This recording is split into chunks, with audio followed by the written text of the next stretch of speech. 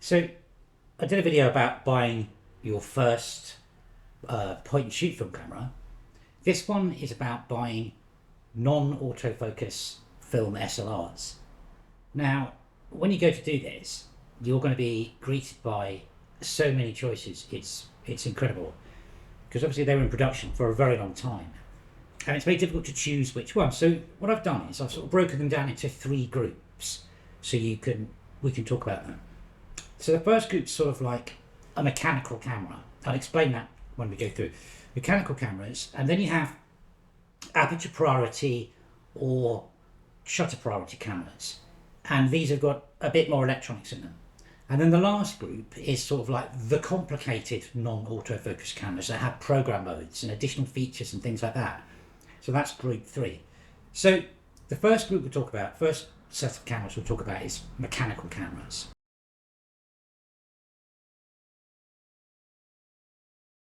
So I've got two mechanical cameras here. I've got a Yashica FX Super 2000 and an Olympus M1, which was the forerunner to the OM. What's a mechanical camera?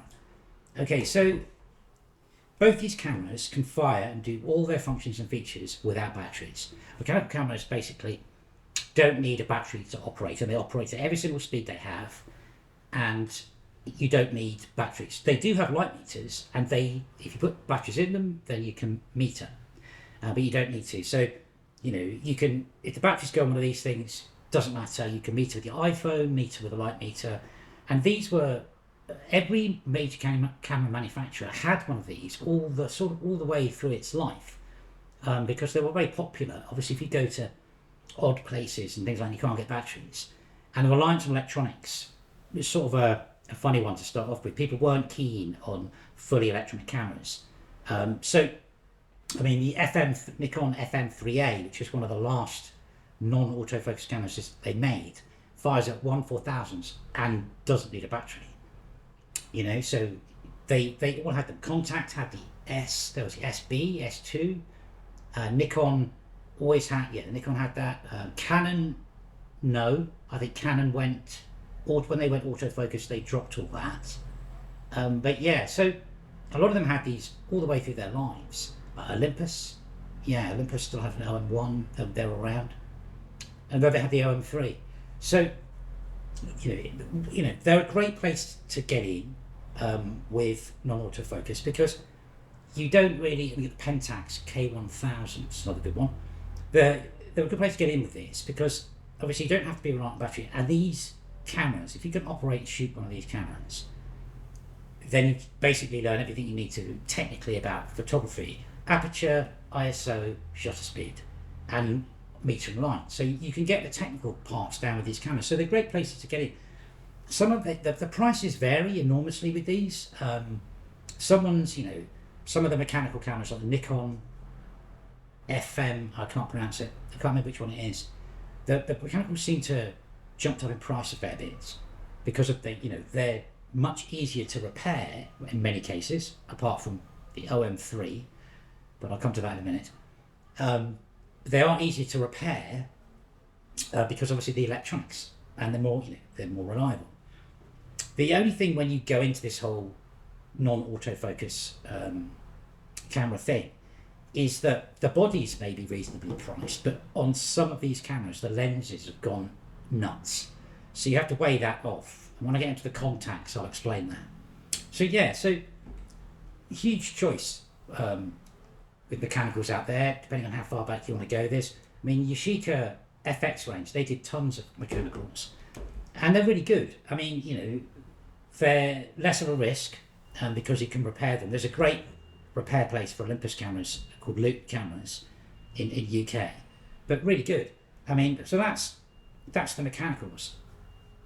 You don't need a battery. You can go and shoot them, and you can just get on with your life. Very simple to operate, limited metering capabilities, but really, really good cameras, and there's a good choice of them out there. So now let's look at the sort of next electronics level up, which is aperture and sort of shutter priority area.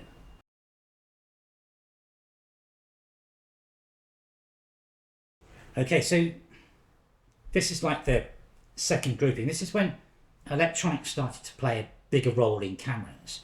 and there's tons of these out there. Basically, they gave you the automation of aperture priority. So you'd set the aperture, and the shutter would work out the best place to go in accordance with the ISO of the film. But they relied on electronics, more electronics. And there are problems, because if you take the batteries out of them, some of them can't fire at all. Well, they normally have like one emergency speed. I can't remember what it is on all of them. What have I got here? A Contact. So I've got, this is a Contact RTS. This is one of the first, if you watch the Contact RTS video, I explain all about their history. But electronic camera, I think it's 1/90th it can still fire out without a battery. Contact RTS, well, that's an RTS2, that's an RTS1. Then we've got the a very famous camera, Olympus OM2, which has basically got auto mode off, and then you can do it in manual where you can adjust everything. The same as the Contacts. You could fall back and sort of ignore the aperture priority, and you could set everything as you wished, or you could just switch it to the auto mode, and you could just dial in the aperture that you wanted to control your depth of field. But there's tons of these out there. It was a huge part of the cameras over the years. It was sort of like aperture priority cameras. I mean, a lot of I still shoot aperture priority even today. It's like the best place for me for the control that I want. But there's tons of different ones out there. But as I said, the Contact, talking about the lenses are a bit tricky. So contact cameras have Carl Zeiss lenses on them. Now, Carl Zeiss lenses are like amazing. And so the video community has picked up on this. And now you find that the Contact Zeiss lenses have rocketed up in price, because the video guys are shooting with the Carl Zeiss manual focus lenses on their video cameras. With Olympus, not so much, but that's just seen somebody's been rehousing Olympus lenses into cinema housings. But there's a sort of a way around the whole lens issue. And again, I've done a whole video on this, which is the Tamron Adaptor lenses. And these lenses are lenses that you buy the lens, and you can also buy an adapter that goes on that fits on any of these non-autofocus cameras. So with this single Tamron 28, I can mount it on a Contact, Olympus, Pentax, literally Nikon. You can just mount it on anything. So what happens is you can buy the bodies, mount, and then just buy a Tamron lens, a Tamron adapter, buy the right adapter, and you can shoot it. I mean, some of the Tamron glass is fantastic, so you're not really missing out too much. I mean, some of it's not as good as the original manufacturers, but still, I mean, it's really good glass. So there is that sort of way around it. But yeah, so that's the middle grouping, aperture priority. And again, you'll see there's loads of lists online about which cameras you can get. I mean, with these things, it's very much about how much control you want. I mean, try and get them and try them if it's possible. There's a flea market, you can pick up a camera and try it, and then you'll find out sort of if you like it. So what I'm going to do is go into the final group before the cameras all went over to autofocus, which is the program mode cameras, which are the most complicated non-autofocus film cameras they made.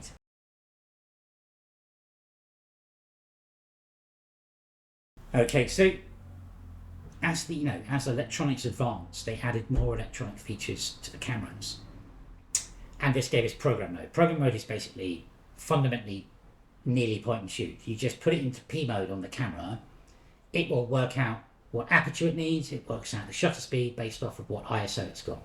All you need to do, you don't even touch the front, all you need to do is focus it and shoot it. So this became quite a big deal, because it gave access to people who didn't know as much about photography into better cameras.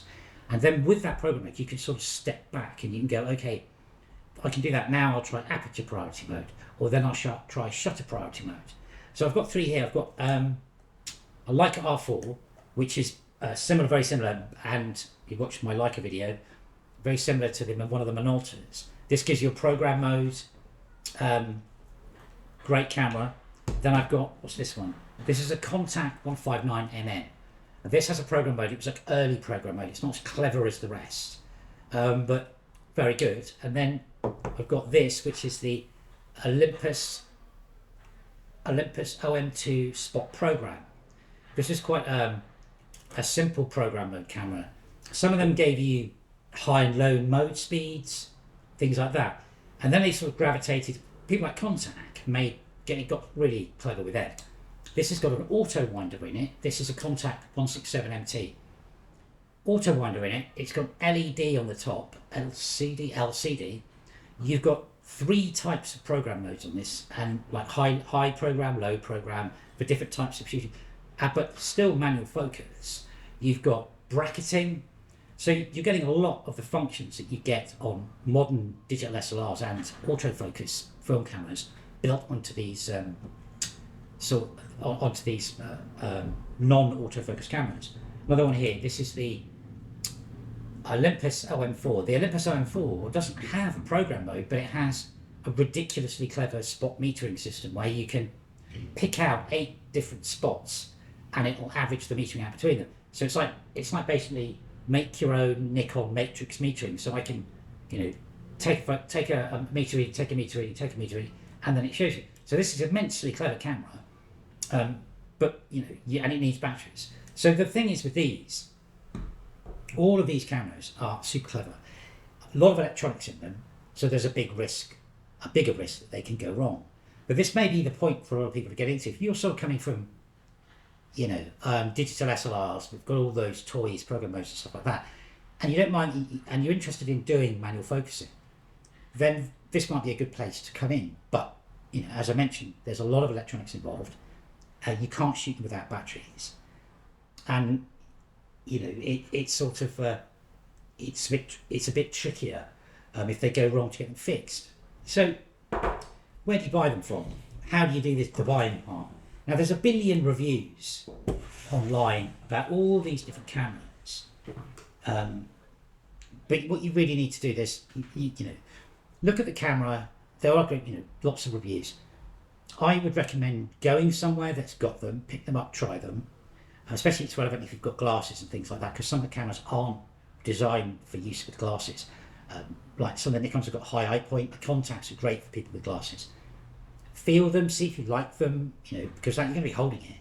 Operate it, make sure it works. Again, as I'll go back to this, look at the cost of the lenses. I mean, the Nikon lenses are quite expensive as well, because obviously you bought the camera body for £150, and then you've got to get, if you want a Nikon lens at 28mm, it'll cost you X.